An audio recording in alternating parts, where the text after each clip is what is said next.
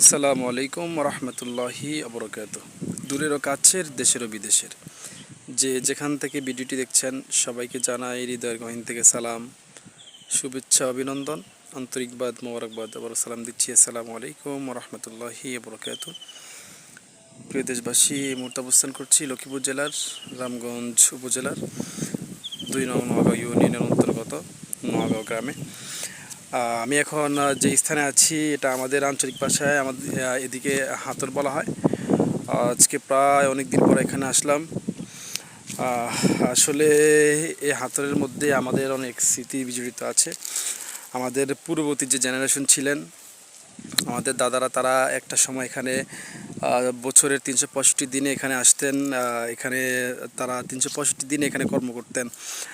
ধান চাষ থেকে শুরু করে এখানে সর্ষা ক্ষেত, তারপরে হচ্ছে মরিচ খেতি করতেন, এরপরে ডাল ক্ষেত থেকে শুরু করে ভুট্টা সব কিছু এখানে খেতি সৃষ্টি করতেন। তবে কালের পরিক্রমায় এখন আসলে এগুলো উঠে গিয়েছে অনেকটাই। এখন শুধু এখানে ধান চাষ হয়, তাও তেমন না, আগের মতো তেমন হয় না। গুটি কয়েকজন কিছু মানুষ এখনও এখানে ধান চাষ করে থাকেন। তো আপনারা দেখুন, এই যে মোটামুটি এই হাতরের প্রায় অধিকাংশ জায়গায় অলরেডি ধান উঠে গিয়েছে। আর কিছু এখনও বাকি আছে। আমি একবারে ভরা দুপুরে টাটকা রোদের মধ্যে প্রায় 40 ডিগ্রি সেলসিয়াসের মধ্যে আমি দাঁড়িয়ে আছি এখন একবারে হাতের মাঝখানে।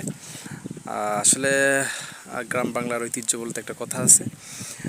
দেখুন আপনারা, এখানে অনেকেই আসলে এখানে গরু, তারপরে গৃহপালিত যে পশুগুলো আছে ওগুলো নিয়ে আসেন। এটা অনেক বিশাল একটা এলাকা নিয়ে আমাদের হাতরটা আসলে এরিয়া নিয়ে আছে। এই হলো অবস্থা। আপনারা কে কোথা থেকে দেখছেন জানাবেন সকলে।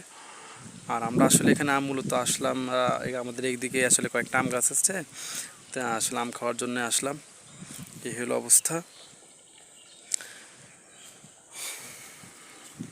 তো আমি আসলে আপনাদেরকে পুরো ভিউটা একটু ঘুরিয়ে দেখানোর চেষ্টা করব সকলকে। ক্যামেরার পিছনে ওই যে একটা লোক হাঁটছে, আবু বকর দেখছেন, সেও আসছে আমার সাথে। আসলে অনেক গরম, প্রচণ্ড গরম, যেটা আসলে ভাষায় প্রকাশ করার মতো না। হয়তো আমরা এখন এই জায়গায় আছি বিধায় আমাদের কাছে তেমন গরম লাগছে না, কারণ মোটামুটি বাতাসও আছে। তবে বাড়িতে যথেষ্ট গরম। আর আসলে শান্তি কিন্তু এই জায়গায়, বুঝছেন। যদি শান্তিটা আসলে এই জায়গায় যথেষ্ট মানে নিরিবিলি পরিবেশ, নিরিবিলি জায়গা, প্রকৃতির যে আসলে প্রকৃতির যে একটা টান আছে বলতে বোঝা যায়। প্রকৃতি আসলেই সুন্দর, প্রকৃতি কখনো বিরূপাচরণ করে না, সেটা যাই করে আমাদের আসলে কর্মের ফল, এটাই হচ্ছে কথা। যাই হোক, তো আসলে ভিডিওটা হয়তো লং হয়ে যাচ্ছে, আর বেশি কথা বলবো না। জাস্ট এক পলকে আমি আপনাদেরকে পুরো ভিউটা একবার দেখাবো। দেখুন আপনারা কি কোথা থেকে দেখছেন সকলে জানাবেন আশা করি।